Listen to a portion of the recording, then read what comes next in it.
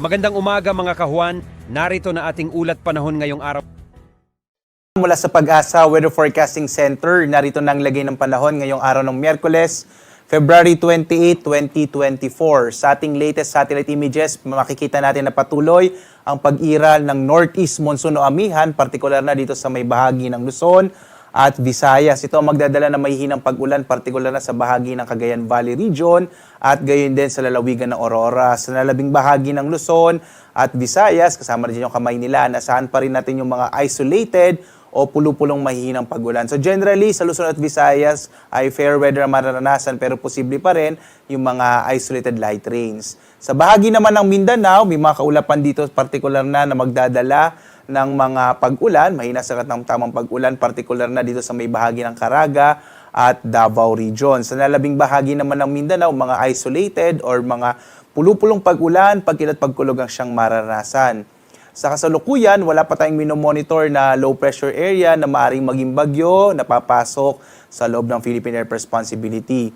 Sa pagkatapos nga ng buwan ng Pebrero, wala tayong naging bagyo or wala na tayong aasahang magiging bagyo sa loob ng Philippine Area of Responsibility. Pagpasok ng Marso, hanggang isang bagyo naman ang ating maaaring asahan. 0 to 1 yung ating ina-expect na mabubuong bagyo sa buwan ng Marso. At narito nga ang ating magiging lagay ng panahon dito sa Luzon. Makikita natin ang mas malaking tsansa ng maihinang pag-ulan, partikular na sa bahagi ng Cagayan Valley at Aurora, dulot yan ng northeast monsoon.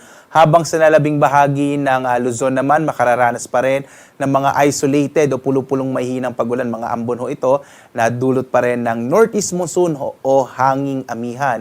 Yung agwat nga ng temperatura sa Lawag, 22 to 33 degrees Celsius, sa Tuguegarao naman, hanggang 30 degrees Celsius, sa Baguio, 15 to 24 degrees Celsius, sa bahagi ng Kamaynilaan, 22 to 32 degrees Celsius, sa Tagaytay naman, 21 to 29 degrees Celsius, sa Legazpi, 24 to 30 degrees Celsius.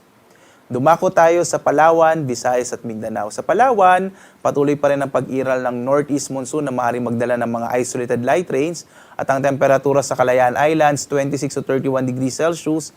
Sa Puerto Princesa, 25 to 32 degrees Celsius. Mararanasan din ang epekto ng amihan sa iba pang bahagi ng Kabisayaan na maaaring magdala ng mga isolated o pulupulong mahihinang pag-ulan sa Iloilo. Agwat ang temperatura ay 25 to 30 degrees Celsius, sa Cebu naman 25 to 30 degrees Celsius at sa Tacloban nasa 24 to 33 degrees Celsius.